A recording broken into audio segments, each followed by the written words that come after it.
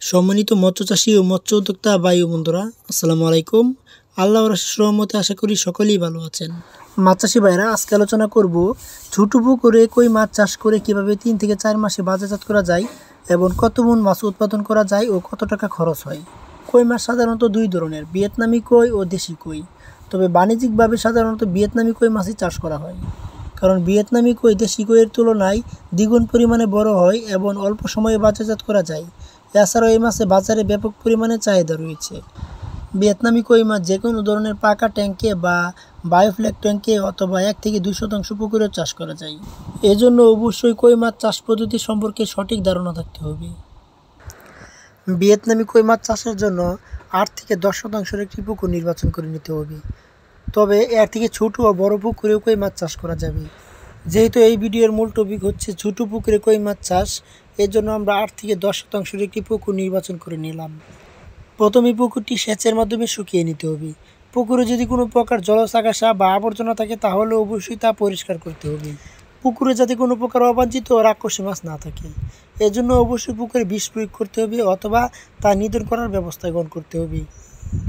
পুকুরের তলায় যদি অতিরিক্ত কাদা থাকে তাহলে অবশ্যই তা অপসারণ করার ব্যবস্থা গ্রহণ করতে হবে, কারণ অতিরিক্ত কাদার কারণে পুকুরে অ্যামোনিয়া গ্যাসের সৃষ্টি হয়, যার কারণে মাছের শরীরে বিভিন্ন ধরনের ভাইরাসজনিত রোগের আক্রান্ত হওয়ার সম্ভাবনা থাকে এবং মাছের বৃদ্ধিও সঠিক হবে না। পুকুরের তলার অতিরিক্ত গ্যাস নিধন করার জন্য পুকুরে প্রতি শতাংশে 1 কেজি হারে চুন প্রয়োগ করতে হবে। পুকুরের পাড় যদি ভাঙা থাকে তাহলে অবশ্যই তা মেরামত করতে হবে। যেহেতু কই মাছ বৃষ্টির সময় এক পুকুর থেকে অন্য পুকুরে চলে যায়, সেই জন্য পুকুরের পাড়ে অবশ্যই 4 ফুট উচ্চতার নেটিং করার ব্যবস্থা গ্রহণ করতে হবে। এবং পুকুরের পূর্ব ও দক্ষিণ প্রান্তে যদি বড় ধরনের গাছপালা থাকে তাহলে অবশ্যই তা ছাঁটাই করে ফেলতে হবে, কারণ পূর্ব সাইডে ও দক্ষিণ সাইডে যদি বড় ধরনের গাছপালা থাকে তাহলে পুকুরে সূর্যের আলো ঠিক মতনই পড়বে না। পুকুরে যদি সূর্যের আলো না পড়ে তাহলে পুকুরের পানিতে প্রাকৃতিক খাদ্য উৎপাদন হবে না। এছাড়াও পানির গুণাগুণ নষ্ট হয়ে মাছের শরীরে বিভিন্ন ধরনের ভাইরাসজনিত রোগে আক্রান্ত হওয়ার সম্ভাবনা থাকে। কই মাছ চাষের জন্য পুকুরটি প্রস্তুত করা হলে পুকুরে মাছের পোনা মজুত করার ব্যবস্থা গ্রহণ করতে হবে। যদি নিবিড় পদ্ধতিতে চাষ করা হয় তাহলে প্রতি শতাংশে 1000 পিস চাষ করা যাবে। এর জন্য অবশ্যই সরাসরি চাষের জন্য আপনাকে 1 ইঞ্চি সাইজের পোনা মজুত করতে হবে। কই মাছের খাবার ব্যবস্থাপনা অন্যান্য মাছের থেকে ভিন্ন হয়ে থাকে। এই মাছ চাষকালীন সময় অবশ্যই 30 থেকে 40% প্রোটিন সমৃদ্ধ খাবার খাওয়াতে হবে। ডুবন্ত বা বাসমান দু ধরনের খাবারই পুকুরে প্রয়োগ করা যাবে, তবে বাসমান খাবার প্রয়োগ করাই উত্তম। প্রতি 15 দিন পর পর মাছের ওজন নির্ণয় করে পুকুরে খাবার প্রয়োগ করতে হবে। মাছের ওজন নির্ণয় করে যদি খাবার প্রয়োগ করা না হয় তাহলে পুকুরে খাবার কম বা বেশি হতে পারে। আর পুকুরে অতিরিক্ত খাবার প্রয়োগ করলে পানির গুণাগুণ নষ্ট হতে পারে। এছাড়াও বাড়তি অর্থ খরচ হয়, যার কারণে লাভের পরিমাণটাও কম আসে।